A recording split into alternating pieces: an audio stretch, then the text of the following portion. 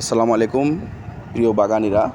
এটা ঘরের বারান্দার পাশে একটু মাটির জায়গা, ওইখানে দেখেন পেঁপে গাছ লাগানো হয়েছিল। কত সুন্দর পেঁপে আসছে, প্রথম এই নতুন গাছে ছোট চারা পেঁপে আসছে। এগুলো দেখাচ্ছে একটা উদ্দেশ্য আছে আমার, সে কথাটা আমি একটু পরে বলবো। এগুলো নর্মালিভাবে আশপাশে বিচি পড়েছিল, বিচি থেকে চারা হয়েছে, সেই চারা এনে লাগানো। এখানে বিশেষ কোনো জাত নির্বাচন করে কোনো নার্সারি থেকে কিনা নয়। পাকা পেঁপে খেয়ে ফেলছে বিচি, ওখান থেকে চারা হয়েছে, সেটা লাগানো হয়েছে। দেখেন ছোটো ছোটো গাছে এই পেঁপে ধরা শুরু হয়ে গেছে অলরেডি।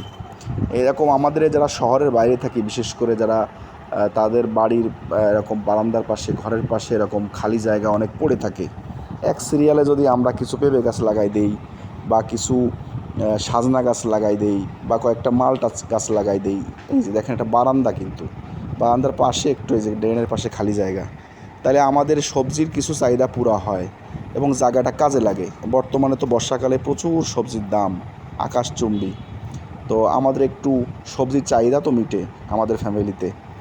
তো একটু সচেতন হলেই কিন্তু হয়ে যায়। দেখেন ছোটো ছোটো গাছে পেঁপে ধরছে, আলহামদুলিল্লাহ। এখানে ৬-৭টা গাছ লাগানো আছে। তো দেখেন এই যে পেঁপে কেবল ধরা শুরু হয়েছে মাত্র। এই পেঁপেগুলো বড় হবে আরও। এখানে কোনো ছাগল গরু তো নষ্ট করবে না, এগুলো কোনো মানুষও নষ্ট করবে না। একমাত্র পোকামাকড়, একটু ভাইরাস খেয়াল রাখতে হবে, বা ঝড় আসলে, গাছ বড় হলে ঝড়ে ভাঙে কিনা একটু খুঁটি দিতে হবে, এই একটু খেয়াল রাখলে হয়। বিশেষ কোনো এখানে খাবার দেওয়া বা ওইভাবে করার না। এই জন্য সকলকে ধন্যবাদ। আসসালামু আলাইকুম।